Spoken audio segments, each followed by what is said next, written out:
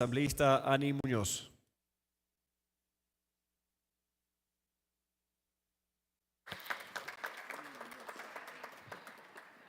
Muchas gracias, señor presidente.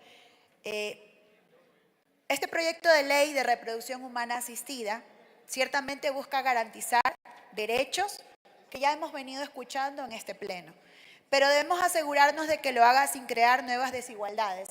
Y yo me acojo a las palabras del presidente de mi comisión cuando dijo: esta ley no es perfecta, pero puede ser perfectible.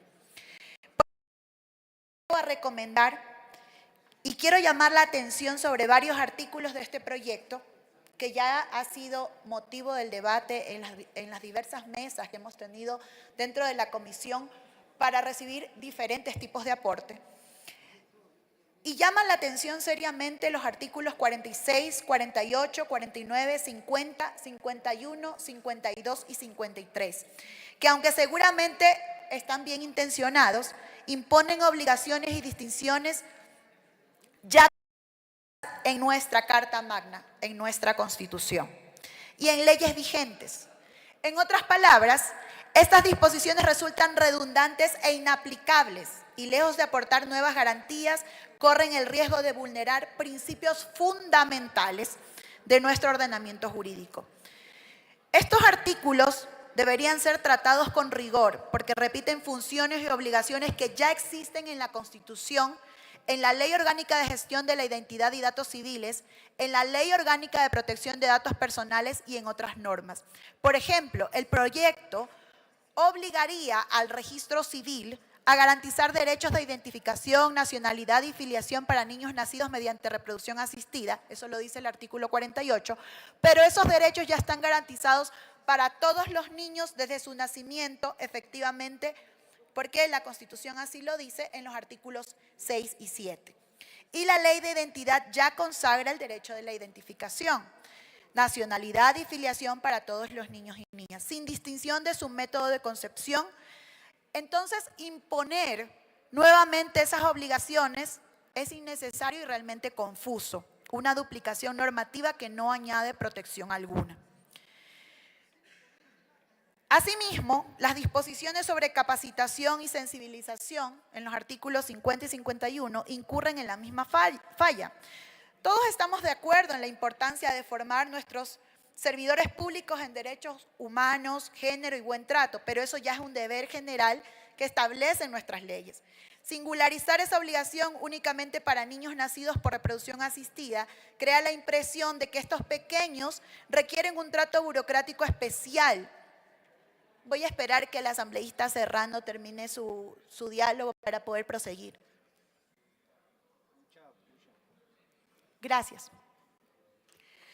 Cuando en realidad estos niños, independientemente de la forma en la que han sido concebidas o concebidos, merecen exactamente el mismo trato que cualquier otro niño.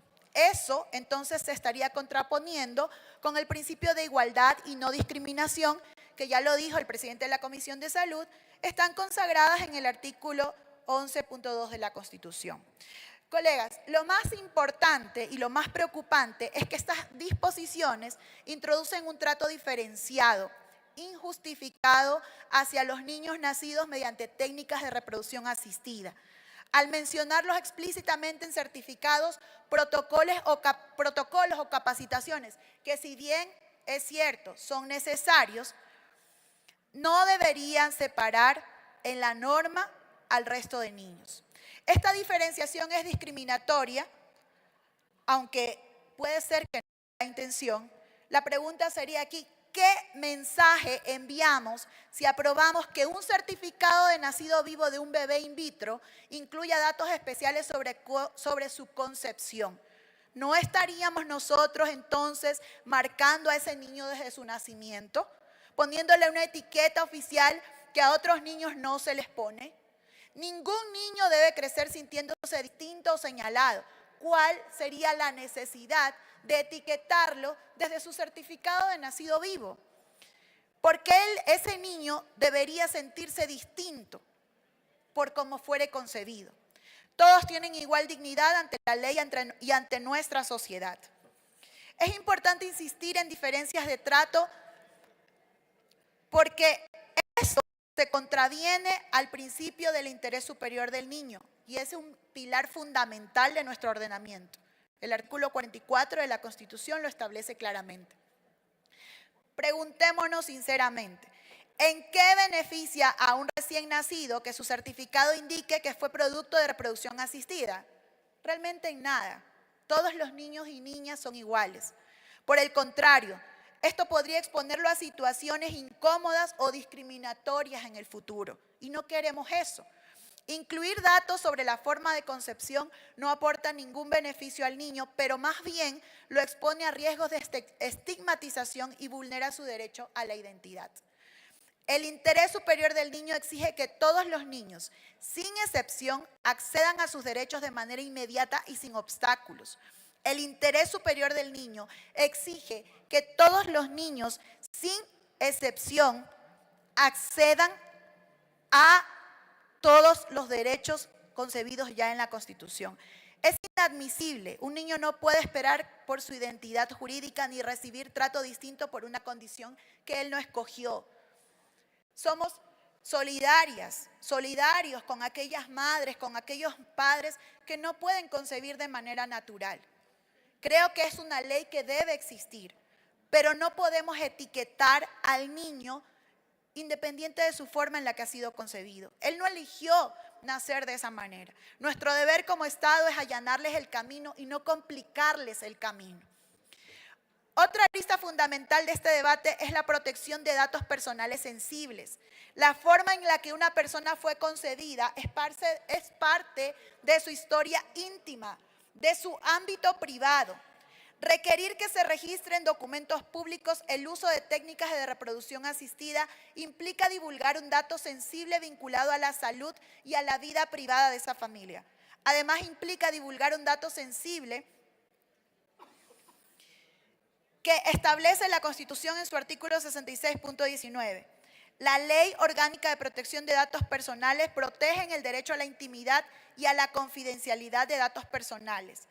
Exigir la mención del método de concepción en un certificado o en un registro vulnera abiertamente esas garantías.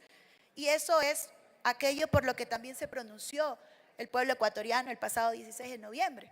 Seguir velando porque se cumplan las garantías constitucionales. Esa información no es necesaria para garantizar la identidad o la nacionalidad del niño.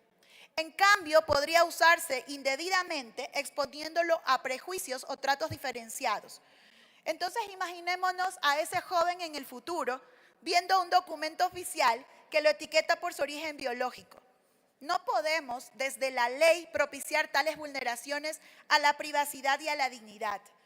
Insistiré entonces en la confidencialidad, en la protección de datos sensibles de nuestros niños, porque esto debe ser riguroso y absoluto.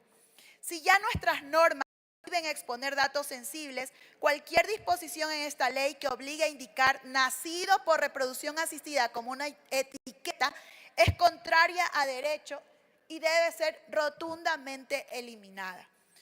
Compañeros y compañeras legisladores, llamo a la coherencia jurídica y a la responsabilidad institucional. El registro civil y todos los servicios públicos deben actuar jurídico coherente que aproveche las normas ya vigentes para garantizar derechos sin duplicar funciones, ni crear trámites paralelos. Mantengamos entonces la seguridad jurídica. No multipliquemos normas donde ya las hay. No creemos confusión de competencias. En lugar de eso, reforcemos la aplicación de leyes ya existentes. Hagamos que el registro civil cumpla cabalmente con su rol, sí, pero sin recargarlo de artículos que repiten lo que la Constitución y la ley ya disponen. Unifiquemos criterios. Todo niño o niña, independientemente de cómo fue concebido, debe recibir el mismo certificado de nacido vivo. Ningún niño debe ser etiquetado, sin anotaciones particulares, sin cambiar un punto o una X o una tilde de lo que los demás niños ecuatorianos tienen en su certificado. Todos los registros de identidad deben tramitarse de manera única y uniforme sin protocolos extras, porque solo así vamos a garantizar realmente la igualdad. Finalmente, quiero cerrar con un mensaje claro y firme. Esta asamblea tiene la oportunidad histórica de legislar pensando en el bienestar de todos los niños y niñas del país, sin excepción ni distinción alguna. Hagámoslo bien, protejamos a la niñez sin ponerles categorías, sin agregar carga alguna sobre sus pequeños hombros. Muchas gracias.